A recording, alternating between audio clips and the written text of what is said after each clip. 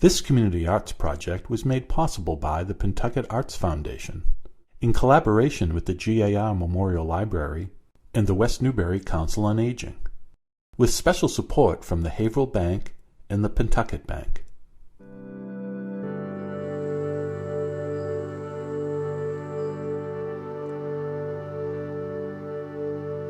This is where I live. West Newbury, Massachusetts. You can still get a feeling for colonial New England here, where the voices of traditions linger, and stories can span more than 100 years. 14 Maple Street, yeah. My wife and I lived there for the first couple of years. I didn't find out that my mother was born in that house until she came to visit. She was born in 1916. I knew you were born in West Newbury, but I had no idea it was 14 Maple. Where do you think I live? 14 Maple? You kidding? Wow. 14 Maple Street. It's a community that looks forward, but remembers its past. I can trace my lineage back to Aquila Chase, which was one of the original settlers of Newbury. In 1637, Richard Thurlow bought property in Newbury. That property stayed in that family for roughly 150 years. That Thurlow family moved to the present location, Moulton Street, Cherry Hill, Indian Hill Street area. But beneath the charm of this bucolic town are the stories that reveal the town's spirit. Typical for West Newbury, they fought about it all the time. They did. They're good fighters. We're good fighters. We're feisty people around here. Of course, they fought about this in the 1880s, 90s, and they finally built this building in 38, right. 39. And they had a lot of fights about it. All they did was have fights about it. It was suggested that the veterans raise money for public... General Logan. Right. Here's a nice... Orders. Yeah, was this the order? I didn't know they were ordered, the poor people, well, but... Rockdower told me that. Oh, okay. Well, they put on shows, they put on dinners, put on plays, they did all kinds of things, and they raised the money.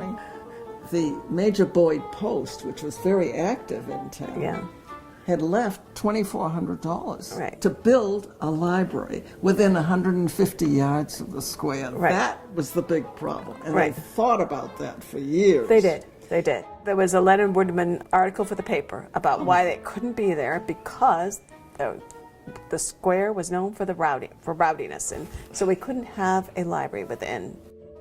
Finally, they went to court and got that codicil overturned. Right. So they could then accept the money and build, which is where they eventually built now. But the money had grown to like $14,000, so it was good. Yeah. Of course, this was at the end of the trolley line, and this was the Albion Hotel. There's a beautiful, and there was a beautiful, beautiful building here. But they did do a lot of drinking in the Hotel Albion, so they did not approve. And then the cops came because they'd heard liquor was being served, but under the stairs they had a thing that they could move on the stairs that went upstairs. They used to take the stairs out and put the liquor in there, so when the cops came, the liquor would be hidden. The Mr. Zemrys did not approve of this, so they tore it down, which is so bad. I mean, it looked like a beautiful building, like the ones they have down on High Street in Newburyport. It looks so gorgeous, but...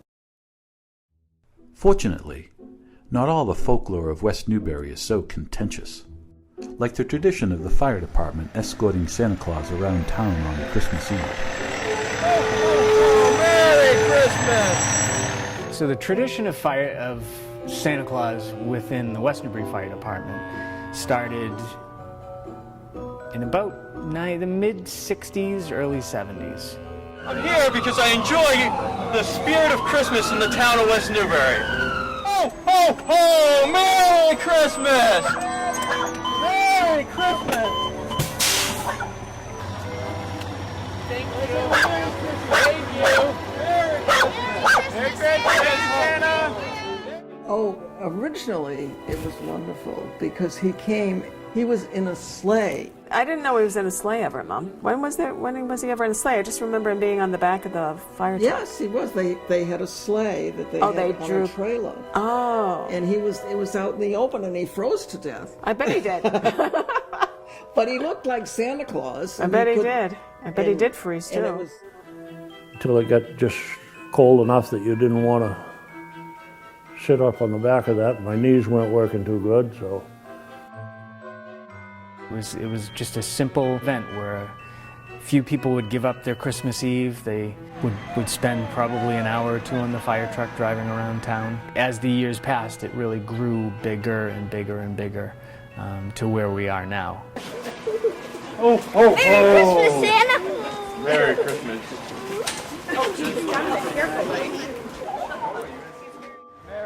It's a night-long event. Sometimes it goes pretty late into the hours because we just want to cover the complete town.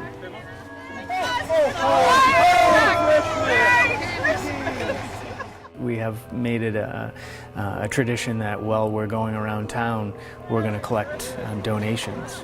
And the generosity in this town is just unbelievable. Before, even the week or two before Christmas, we're already getting calls. You guys are going to be coming out, right? You're going to be stopping by our house because we have plenty of stuff we want to give. And that is repeated stop after stop after stop. Our training room will fill that right up with canned goods to give to people in need. And it's now turning into kids. Kids are involved too because we all have our own children now, so they're participating in this. Bring us out back at the station to count cans and load boxes, and it's neat. When we arrive at the station and the kids round the corner and they see Santa Claus, they know it's the real deal. They freeze, they get really excited, and it's year after year that has never changed.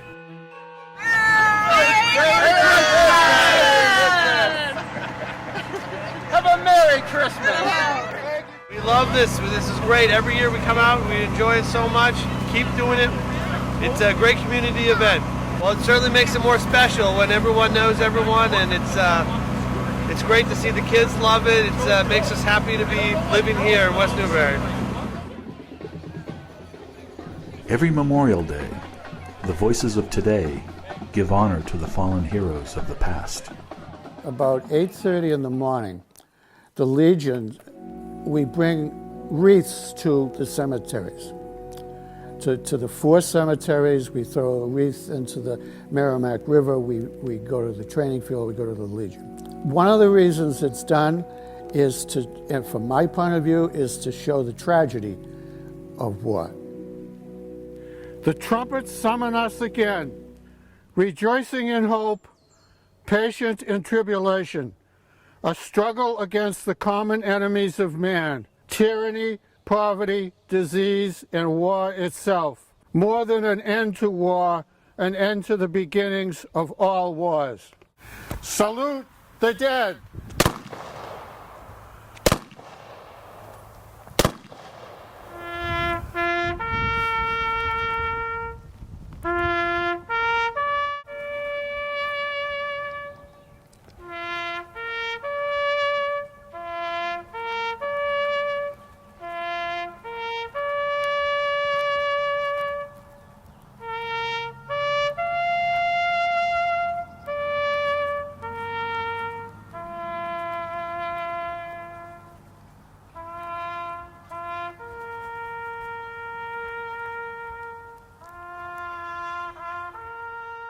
It's also to put a kind of a cause and effect to the deaths, in that war just, although it seems to happen automatically these days, there's always failures in the background that could have been things that could have been done better.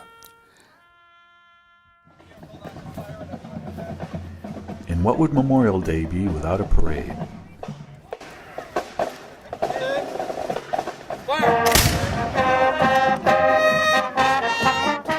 Same as my son, 6, 7, 8, Little League, marching in the parade. That was my first experience with the Memorial Day parade. Well, I marched in the parade as a Girl Scout. Walking with the Brownies and Girl Scouts. Dad was the fire chief, so I actually remember riding on the fire truck through the parade. Boy Scouts, Cub Scouts, Boy Scouts. I was a musician at Pentucket, so we would always perform in the Memorial Day parades or march in the band. Those were great memories. I rode in the parade as a 4-H'er, and I actually do have photographs of one year, the 3 of us dressed in somewhat period clothing and roadside saddle in the parade that year. Now I get to watch grandchildren in it because it's emotional to see, for me, our 3rd generation of children participating in the West Newbury Parade. And I think it's one of the core events in town that we need to keep and promote and try to encourage people to participate in it, because I think it would be sad if it went away. As time marches on, voices share with us the legacies of forgotten places. Well, we're sitting on Marshall Drive, looking towards Main Street, opposite Merrill Street. And this is where West Newbury High School building was. It was closed in 1923-24 in that era. Because the town had the 1910 building, which we referred to as Central School at that time, students from the high school were then added to the 1 through 8, and that worked up through my time at an 1,800 population until 1950. So I started my sophomore year riding a bus to Newburyport to go to Newburyport High School. And then some 6 or 8 years later, Pentucket the town had pulled together and got Pentucket. Today, everyone knows the 1910 building as the town offices. But for many longtime residents, it brings back other memories from the past. 1st and 2nd was together, 3rd and 4th was together, and the 5th and 6th. Downstairs, the lunchroom was on the left, toilets were on the right, and then they had the gym. They had the gym down in the basement? How big was it? We had a good-sized room, like, say, roughly this size, I would say. Then they had the music room, they had the science room, and the commercial room. Then they made the room right over the front door, French and Latin room. Me and 2 or 3 of my friends had an awful lot of cars. Grammar school, we used to drive them to school. One up to Maple Street, where we parked them all, in back of the rectory, which you couldn't drive a stake through. There's so many trees there now, but that was all open field, hayfield. And they let us race. We had our own racetrack up there. And we did that for quite a while until the teachers got mad because most of them didn't have cars and had to walk to school. Went to the Central School when I first entered the world of elementary. We performed on the stage. I get that memory every time I walk in a town meeting. Of course, West Newbury is not immune to change, and we've evolved from a self-reliant agricultural town into a bedroom community that's part of the greater Boston economy. West Newbury kind of went downhill when they put 95 through. Other people found out there was a town here. The value of the land becomes almost too valuable to grow trees on in your 10 years from the time you start to the time you finally have a product to sell. It's a long time to tie a piece of land up. Here's another large farm that was in place in my lifetime, and it was the Evans Farm. And this is all of Robin Road, Hilltop Circle and stuff. This was all the farm of George Evans. And it ran all the way to Groveland over behind Macy's Brake Hill. I remember as a 5 or 6 year old coming to the auction when he could no longer farm, selling off all of his horse-drawn implements and his cows and whatever else that he wanted to do.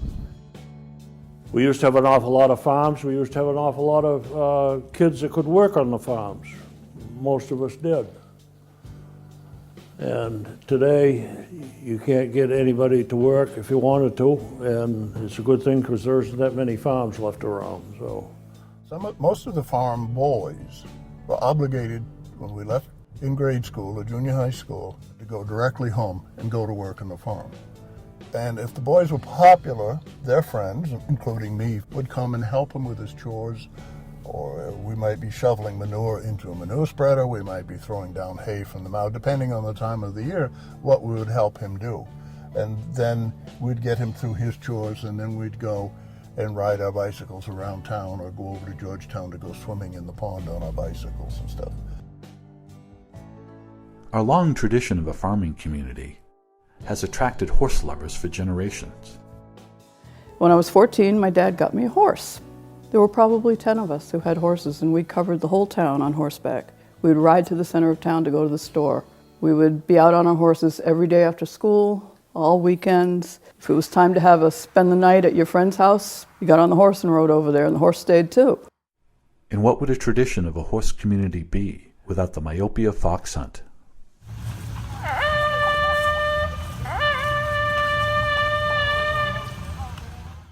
Myopia, if I may. So that was something a kid in the 1946, 7 or something wouldn't be likely to see. Women dressed with black bowler hats, tapered vests, fancy riding boots with spurs, men in red blazers. The hunt master, who had probably 20, 30 middle-sized hounds with him, and he's got a brass horn directing the hunt.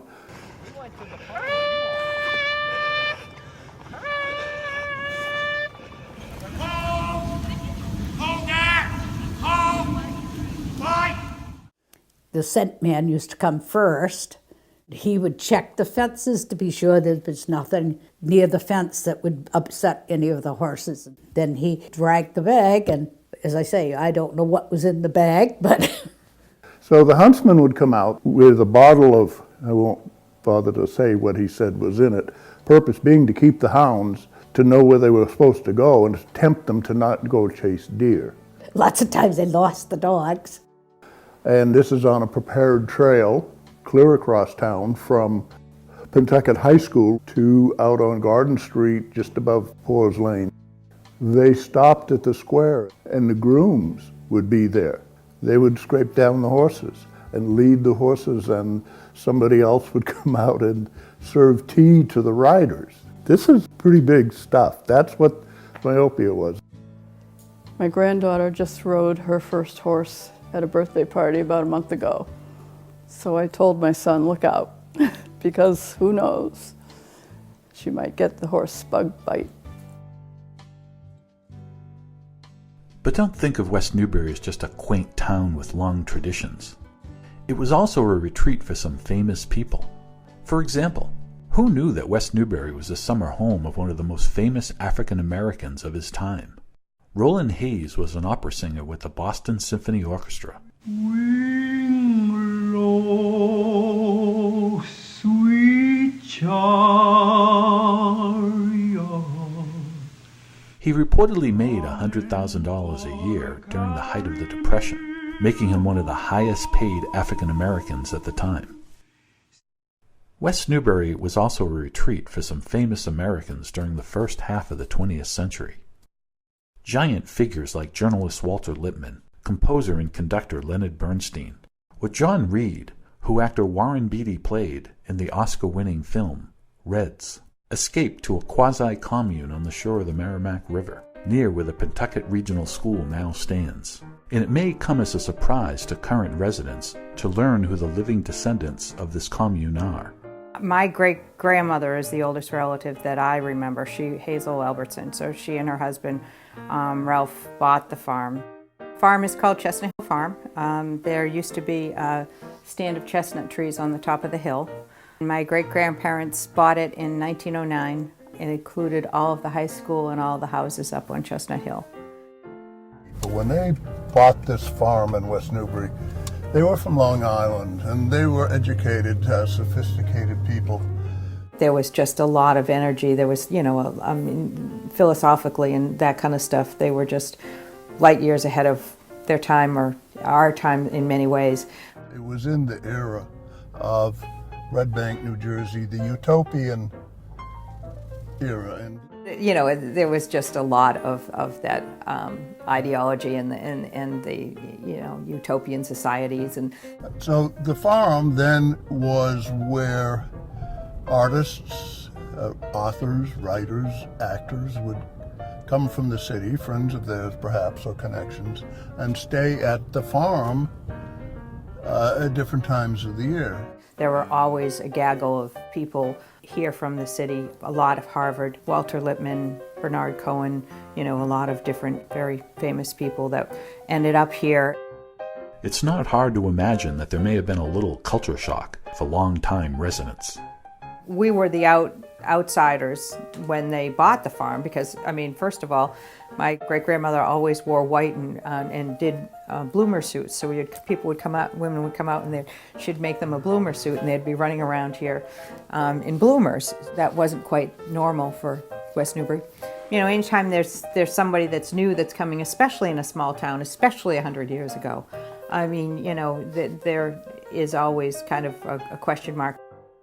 Well, Leah Mingo was born and brought up that end of town. And she was mad as hops all the time when she was a kid because she was not allowed to go down to the farm and work where a lot of her friends girls did. They helped serve the meals and that kind of thing. And she wasn't allowed to do it because they were a hotbed of free love. How did they know this? That's what I want to know. They didn't. How did they know? But it was town gossip. Oh, I see.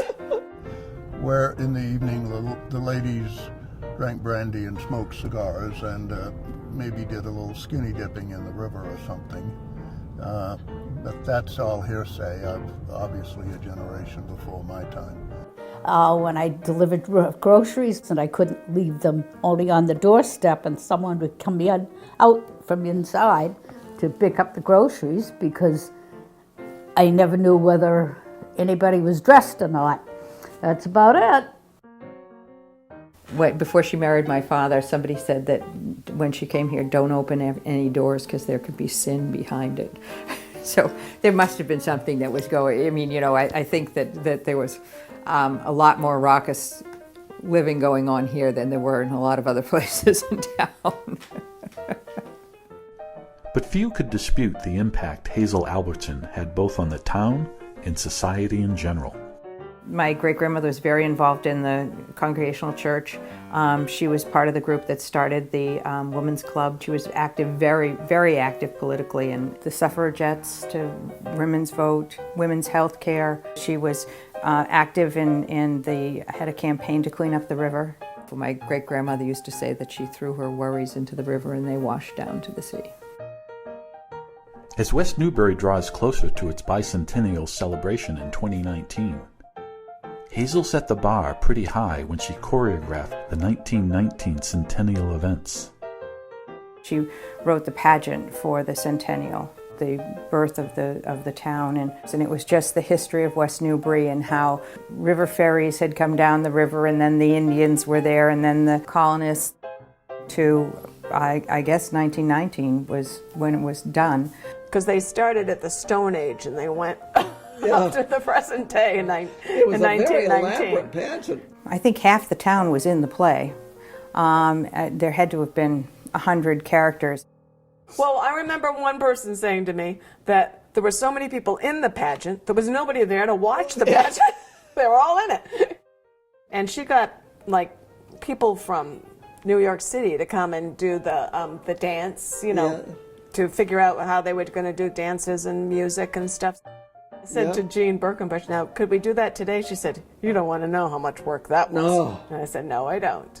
She did a number of them. She did one for Governor Dummer. She did one for Bradford. I think they charged $0.25 a car to come and see the pageant. With West Newbury stepping into its third century, the town struggles between balancing traditions and quality of life with the reality of change. There's been quite a lot of land purchase over the last 15 years. A lot of it has to do with Greenbelt, but that's to the good of the town, and it shows that the town has proven itself to be one that will listen to opportunity. The aesthetics of driving by an open field, that's a pleasure we probably don't give much thought to until they're mostly gone and absent and built upon.